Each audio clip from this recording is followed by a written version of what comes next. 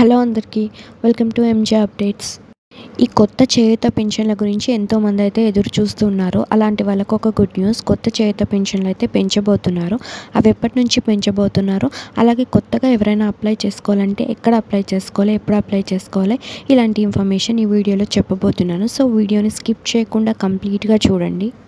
అలాగే మన ఛానల్ ఎవరైనా కొత్తగా చూస్తూ ఉంటే లైక్ చేయండి, షేర్ చేయండి, సబ్స్క్రైబ్ అయితే చేసుకోండి. ఈ కొత్త చేయూత పెన్షన్ల గురించి ఎంతోమంది అయితే ఎదురు చూస్తూ ఉన్నారు.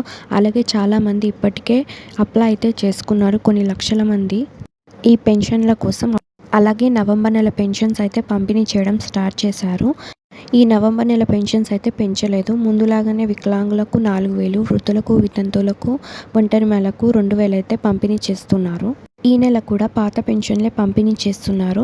అలాగే అందరికీ చాలా డౌట్స్ అయితే ఉన్నాయి, కొత్త పెన్షన్స్ ఎప్పటి నుంచి పంపిణీ చేస్తారని. కొత్త పెన్షన్స్ వచ్చేసి జనవరిలో అయితే పెంచబోతున్నారు. వికలాంగులకు 6,000, వృద్ధులకు, వితంతువులకు, బీడీ కార్మికులకు, ఒంటరి మహిళలకు 4,000 అయితే ఇవ్వబోతున్నారు. అలాగే చాలామంది ఫేక్ సదరం సర్టిఫికేట్స్తో పెన్షన్స్ అయితే తీసుకుంటున్నారు. అలాంటి వాళ్ళ పెన్షన్స్ అయితే కట్ చేయబోతున్నారు. ఈ జనవరి నుండి పెన్షన్సే కాకుండా మహాలక్ష్మి పథకం, రైతు భరోసా ఇలాంటి పథకాలు అయితే అమలు చేయబోతున్నారు.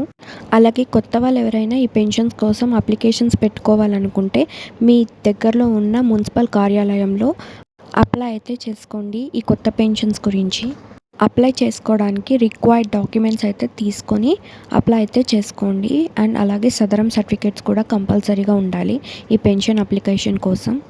సో మీకు ఈ ఇన్ఫర్మేషన్ ఎలా అనిపించిందో నా కమెంట్స్లో చెప్పండి. మీకు ఈ వీడియో కనుక నచ్చినట్టయితే లైక్ చేయండి, షేర్ చేయండి, సబ్స్క్రైబ్ అయితే చేసుకోండి. అండ్ పక్కనే ఉన్న బెల్ బటన్ యాక్టివేట్ చేసుకోండి. సో నా వీడియోస్ పెట్టగానే మీ ఫోన్స్కి నోటిఫికేషన్ వస్తుంది. Thanks for watching.